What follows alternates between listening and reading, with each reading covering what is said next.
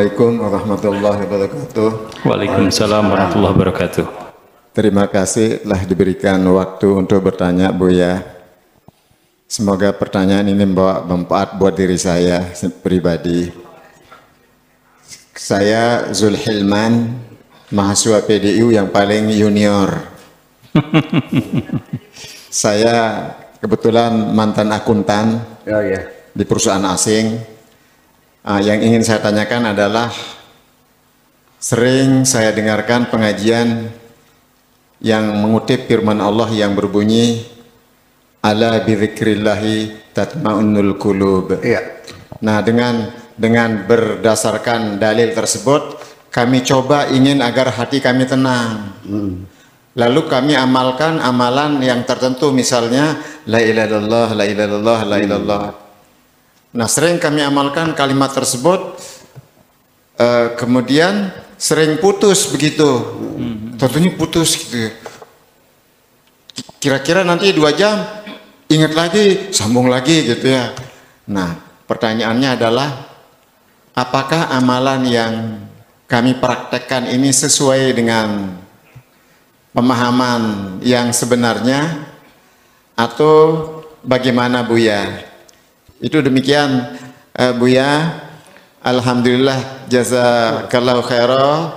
Wassalamualaikum warahmatullahi wabarakatuh. Waalaikumsalam warahmatullahi wabarakatuh. Saya percaya betul dengan pengalaman yang saya alami sehari-hari bahwa berzikir kepada Allah itu akan membuat hatimu menjadi tenang. Saya ulangi lagi, saya sangat percaya bahwa berzikir kepada Allah itu membuat hatimu tenang. Nah, ketika Pak sebenarnya Pak Ilman ya, Boleh. Pak Ilman, saya mencoba berzikir berulang-ulang, tetapi tidak pernah merasakan ketenangan itu muncul di hati saya. Masih saja ada kegelisahan, ada kecemasan, ada ketakutan dan sebagainya. Yang perlu ingin saya ingatkan bahwa ini berzikir.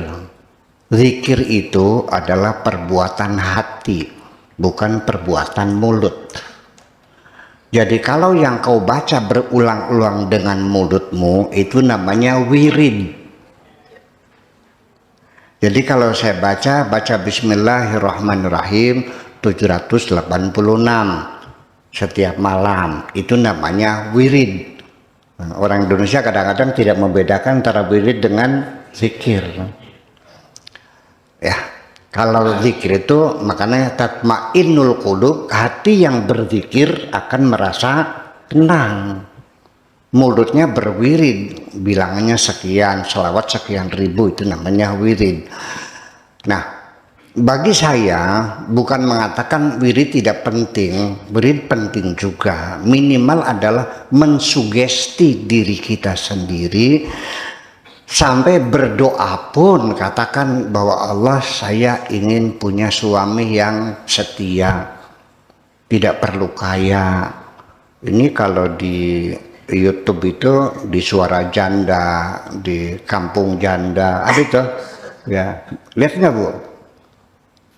Saya tidak mencari lelaki yang kaya raya dan sempurna, tetapi yang penting asal setia dan kuat lama. Di YouTube ini. Pernah dengar nggak? Itu. Jadi artinya bahwa ketika kita mengatakan Allahumma ya Allah, mengatakan itu sebetulnya doa itu kan perbuatan hati kita. Ya, seperti kita niat sholat duhur, kita talafud bin niyah, itu hukumnya kan sunnah. Kenapa demikian? Karena akan mendorong konsentrasi kita. Usolli fardhu zuhri, hati kita mengatakan aku mau sholat duhur, arba rokaatin, hatinya mengatakan 4 rakaat. Mustaqbilal kiblati, hatinya mengatakan menghadap kiblat. Adaan sendirian lillahi ta'ala, kan seperti itu. Nah, kenapa jadi kita menjadi keliru? Yaitu kita ketika mengatakan Allahu Akbar, sebetulnya hati kita mengatakan Allah Maha Besar, betul nggak? Tetapi nyatanya mulut kita Allahu Akbar, hatinya usolli fardhu dhuhri. Tidak sejalan antara hati dengan ini. Jadi artinya kita talafud binnya itu untuk mensugesti. Self suggestion bisa terjadi, yaitu nggak usah datang ke psikiater metode sugesti, ya. Kita bisa mensugesti sendiri. Ya, ketika kita berwudu katakan wahai kepalaku, pikirkanlah kebesaran Tuhanmu. Ketika kita mengusap telinga kita, katakan wahai telingaku, dengarkan firman Tuhan. Ketika membasuh kaki, wahai kakiku, melangkah di jalan Tuhan. Masa setiap hari kita sugesti, anggota badan kita enggak nurut-nurut juga. Gajah saja didresur setiap hari, bisa main bola kok. Ya itulah karena kita membiarkan, kita perintahkan setiap hari. Nah, wirid itu sama saja mensugesti, yang berzikir hati, mulutnya wirid.